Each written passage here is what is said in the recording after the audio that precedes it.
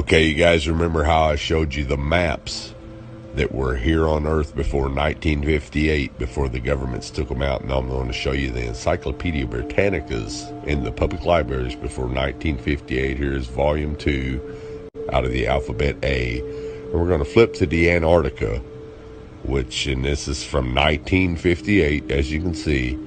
Now, we're going to flip to the Antarctica and see what the Encyclopedia Britannica from 1958, before the Antarctic Treaty, says is there.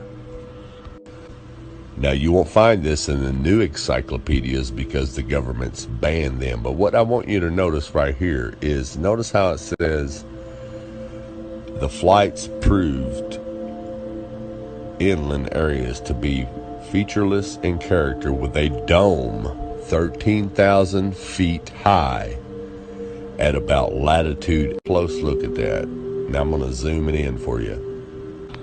When they returned to New Zealand, these flights proved the inland areas to be featureless in character, with a dome 13,000 feet high. Earth map would look like. Now, this is what latitude 80 degrees south would look like on a flat Earth map. As you can see, the dome comes down closer to you over the wall, which will be about 13,000 feet. Now, if you go back out into this at about latitude 80 degrees south, longitude 90 degrees east.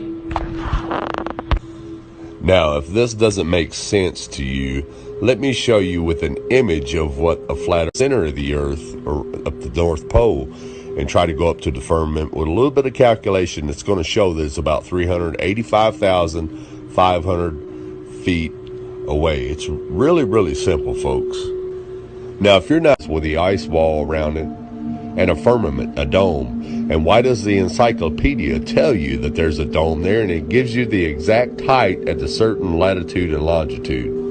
Well, the reason is because in 1958, that's when, with any of this at all, and you're just now new to all this, you can say, well, this guy's crazy. He doesn't know what he's talking about. But what you got to ask yourself is, why do all the maps before 1958 show a flat Earth? All governments and all nations of the world signed the UN treaty to ban all civilians from going to the Antarctica.